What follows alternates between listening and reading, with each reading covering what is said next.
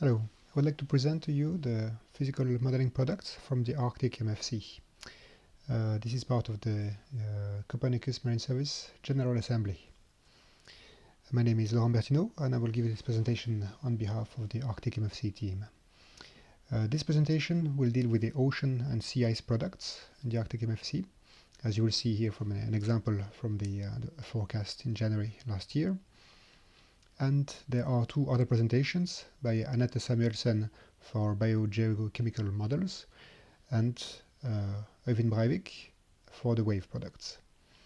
Here for the ocean, we are using an ocean model, and we call it Topaz because it's our own configuration of the HICOM source code. So it's an Arctic configuration, regional, and as in HICOM we use generalized vertical coordinates. We use a combination of Z levels and isopycnal layers in HICOM. So the model layers are isopycnal in the stratified interior, as you see here in this section across the Faroe Island ridge. But they revert to Z levels in the top of the water column where the water is not stratified. Topaz covers HICOM to the size sea ice model at the surface. But we don't only use the size model, we have another sea ice model. We are also using a new generation of sea ice forecast model with the NERSC model, which is using a Lagrangian triangular mesh over a 10-kilometer mesh size. It is using the brittle Bingham-Maxwell rheology, and this rheology is meant to reproduce the sea ice damage. The damage are the lines that you see on this animation here. It's the result of winds and ocean efforts on the sea ice, and when the sea ice breaks, then it is moving along these lines of damage. So this model is too new to be used coupled with the Topaz system, but it is used as a standalone model using winds and ocean forecast from below.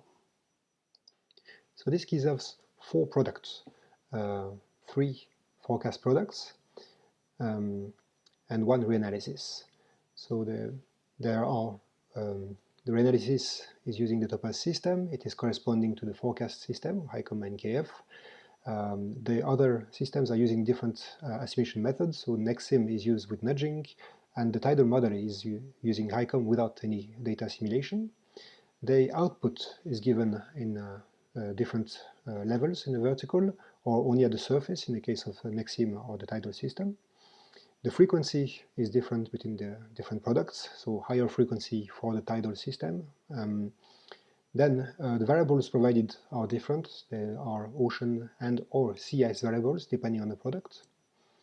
And the ensembles are used only in the older systems, so the forecast and reanalysis with the ensemble command filter. These ensembles are not provided in the output, however, only the ensemble mean is given in the output. And the resolution in the output is also different from the older product at 12 kilometers and the newer product at 3 kilometer resolution. We're now going to look at the comparison of the sea ice between the two forecast products that do have sea ice. So here you see a typical forecast of sea ice on one typical summer day with the Topaz system. You see that it is very smooth. And if you instead look at the NEXIM sea ice forecast, you see a lot more details, more details that you can actually validate with observations, and but that's just to show that at least the two products are consistent with each other, and you obtain more details with the NEXIM system. In terms of performance, you will see the quality numbers from the validation activities, and the Topaz system on the left column has a slightly poorer position of the sea ice edge and much poorer sea ice drift statistics. But since the sea ice thickness is assimilated in Topaz, then the sea ice thickness has a higher quality than in the NEXIM model for the time being. There is a tidal system in the Arctic MFC, and here you see the typical errors obtained with the tidal model. So the amplitude errors are, say, within 8 and 15 centimeters errors, and there are phase errors of about 17 degrees plus minus 25 degrees. And you see on the map to the right the position of the amphidromes, which is okay. As a summary, You see here all the characteristics of the different models in the Arctic MFC, and Topaz to the left with its ensemble assimilation, NERSC in the middle, and the Topaz 6 tidal system to the right. I'm not going to read all the details here, so just that you can go back to this slide to select the one product that is most adequate for your use. Most recent updates for these systems in the forecast are the assimilation of the CS2 SMOS product, so the merger of the Cryosat-2 and SMOS satellites, providing both CIS thickness. In the NERSC model, we have updated the rheology to the brittle Bingham-Maxwell rheology. Before that, the rheology was the Maxwell elastic brittle rheology.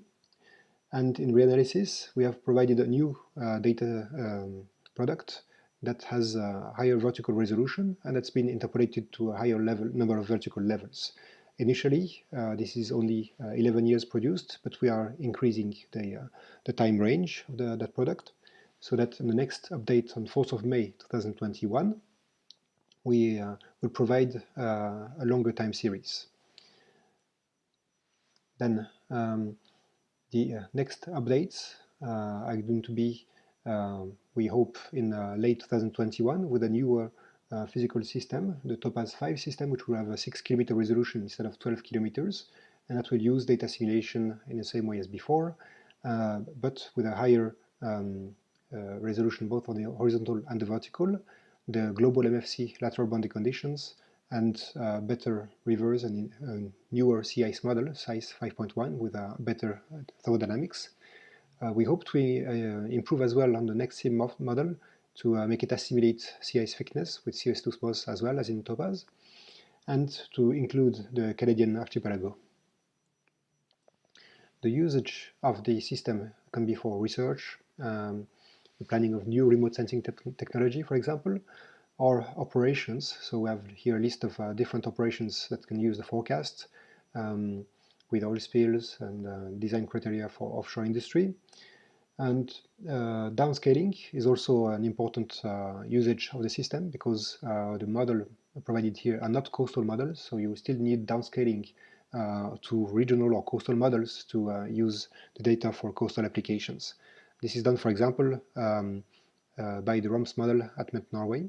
But remember that we should not use interpolated 12 levels output for that. You need a higher vertical resolution to do downscaling.